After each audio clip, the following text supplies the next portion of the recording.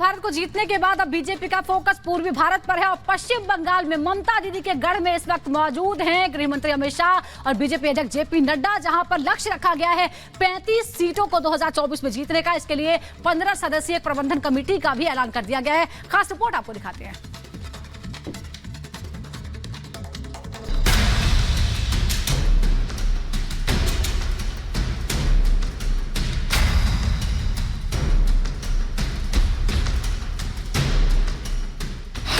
BJP का mission Bengal 24 के लिए प्लान तैयार।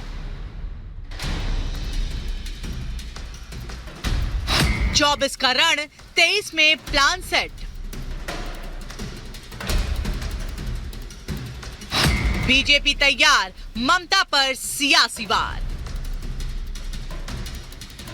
भारतीय जनता पार्टी ने ममता के किले में सेंध लगाने की तैयारी शुरू कर दी है। लोकसभा चुनाव के लिए बंगाल से तैयारी शुरू की गई। पार्टी अध्यक्ष जेपी नड्डा और गृह मंत्री अमित शाह बंगाल दौरे पर थे।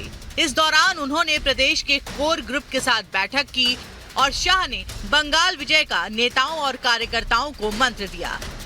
इसके अलावा सोशल मीडिया पर बड़ी रणनीति बनाते हुए वॉलंटियर्स के साथ चर्चा भी की। नड्डा और शाह ने सिर्फ बंगाल में चुनाव जीतने के लिए मंथन नहीं किया, बल्कि आगे की रणनीति तय की।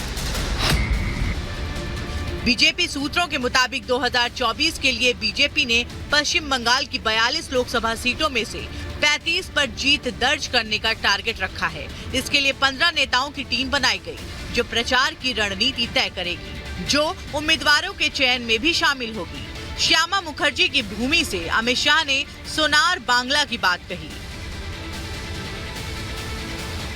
अमित शाह और नड्डा ने पार्टी नेताओं में जोश भरते हुए कहा कि अगर बीजेपी 2021 में विधानसभा चुनाव में 0 से 77 सीटें हासिल कर सकती है तो 2/3 बहुमत से सरकार भी बना सकती है।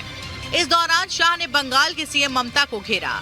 आरोप लगाते हुए कहा कि वोट बैंक की राजनीति के लिए बंगाल सरकार राष्ट्रीय सुरक्षा को खतरे में डाल रही है, घुसपैठियों को संरक्षण दे रही है। इसके साथ ही कटमनी का भी मुद्दा उठाया और कहा कि बंगाल से इकट्ठा किए गए कटमनी का इस्तेमाल विदेशों में आलीशान मकान खरीदने के लिए किया जाता है और ये वही लोग हैं जो चप्पलों में घूमते हैं।